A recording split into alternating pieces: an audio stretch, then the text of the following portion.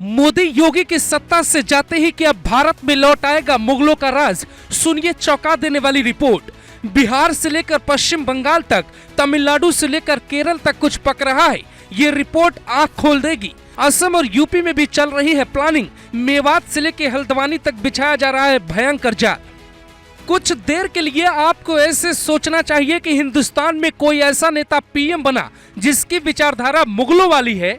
उन नेताओं का नाम गिनाए, उसके पहले उनकी सोच को बेनकाब करते हैं। ये भारत है और ज्यादातर राज्यों में मुगलों की विचारधारा को आगे बढ़ाने का काम कुछ लोग तेजी से कर रहे हैं। लाल किले से लेकर ताजमहल तक मुगलों की निशानी है। मुगलों को मानने वाले आज भी हमारे देश में कई करोड़ मुस्लिम हैं जो मानते हैं कि मुगलों ने जो किया वो बहुत बेहतर किया था।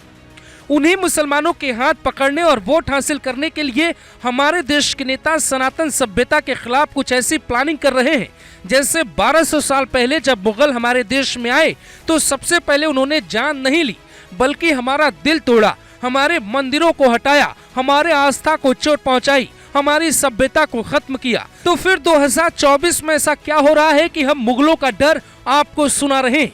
तो सुनिए वो सच्चाई जिस पर आपका ध्यान शायद नहीं गया। मुसलमानों का वोट हासिल करने के लिए हमारे देश के कई नेताओं की सोच मुगलों से मेल खाती है। बिहार में तेजस्वी यादव मछली खाते हुए फोटो अपलोड करते हैं। नवरात्रि से पहले ऐसा करके वो क्या दिखाना चाहते हैं? राहुल गांधी नवरात्रि के ठीक पहले नारी शक्ति को ही मिटाने की बात करते हैं। ममता बनर्जी शिवलिंग पर जलाभिषेक करते हुए ये दिखाती हैं जैसे हम आम तौर पे अपना हाथ धोते हैं या मुसलमानों की सभ्यता में वजू कहा जाता है। केरल में कांग्रेस मुस्लिम लीग का झंडा उठाती है। वो मुस्लिम लीग जो चुनाव आयोग को खत लिखता है कि हम 26 अप्रैल को वोट नहीं दे सकते क्योंकि उस दिन शुक्रवार है और हमारी नमाज है। क्या आपको ऐसा नहीं लगता कि 100 करोड़ वाले एक धर्म को टारगेट किया जा रहा है? क्या आपको नहीं लगता कि 25 करोड़ वाले एक धर्म को मुगलों की विचारधारा दिखा के वोट हासिल करने की कोशिश की जा रही है? हम थोड़ा और विस्तार से समझाते हैं आखिर कहना क्या चाहते हैं। मोदी और योगी के खिलाफ बोलने वाले क्या सनातन और हमारी परंपरा के खिलाफ शांति से एक जाल बुन रहे हैं? कुछ आंकड़े दिखाते हैं। अखिलेश यादव को इस बात से दिक्कत है कि बाबा विश्वनाथ धाम में कुछ पुलिस वालों ने पुलिस की वर्दी ना पहनकर धोती कुर्ता क्यों पहना है? पीएम मोदी की सुरक्षा में तैनात एसपीजी कमांडो भी धोती कुर्ता पहनते हैं तो कुछ नेता उसे गलत बताते हैं। लेकिन सवाल उठता है क्यों? दुनिया भर के अंग्रेज, ईसाई, पारसी, मुस्लिम भारत की सनातन सभ्यता को अपना रहे हैं, लेकिन हमारे देश के नेता मुगलों वाली बात क्यों कर रहे हैं? मस्जिद के भीतर दुआ करने से पहले मुस्लिम हो या कोई और धर्म का व्यक्ति टोपी पहनना अनिवार्य होता है। गुरुद्वारे में सिर ढकना अनिवार्य है। तो फिर मंदिर में मौजूद पुलिस वाले और एसपीजी कमांडो के धोती कुर्ता पहनने से क्या दिक्कत है? कौन लोग हैं जो तिलक, धोती कुर्ता, महिलाओं की साड़ी और बिंदी से परेशान हैं? ये सब क्यों हो रहा है? दक्षिण में तो भारत की सभ्यता सबसे ज्यादा मजबूत मानी जाती है, तो फिर वहाँ के नेता हिंदू विरोधी बातें क्यों कर रहे हैं? सावन के महीने में हमारे यहाँ लोग अंडा तक नहीं छूते, फिर जनेऊधारी राहुल गांधी ने मटन क्यों पकाया और कैसे खा लिया?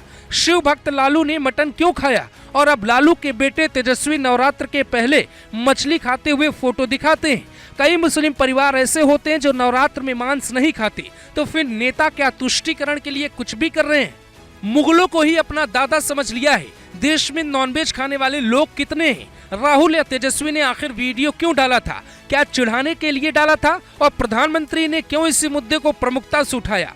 लोकतंत्र में सबको आजादी चाहिए, लेकिन अगर यह आजादी वक्त पे नहीं रोकी गई तो फिर आपके साथ क्या होने वाला है इसका अंदाजा आप अभी नहीं लगा सकते। जैसे हम कहते हैं कि कोई काम 2 दिन में हो जाएगा, वैसे ही भारत को तोड़कर फिर मुगलों वाला भारत बनाने की चाहत का सपना कोई 1 या 2 दिन का नहीं बल्कि कई सालों की प्लानिंग है जिस पर हमारे देश के कई नेता काम कर रहे हैं या करने वाले हैं। यानी अगर कानून नहीं बना और ये सब नहीं रुका तो फिर आपकी अगली पीढ़ी जो देखने वाली है उसकी कल्पना आप अभी नहीं कर सकते। ये भी पता है आप ये रिपोर्ट देखने के बाद मोबाइल बंद करके रख देंगे, भूल जाएंगे और आगे बढ़ जाएंगे। लेकिन हम चाहते हैं कि ये रिपोर्ट आगे बढ़ाएं और बताएं कैसे भारत को आने वाले दिनों में मुगलों की सोच से बचाया जा सकता है।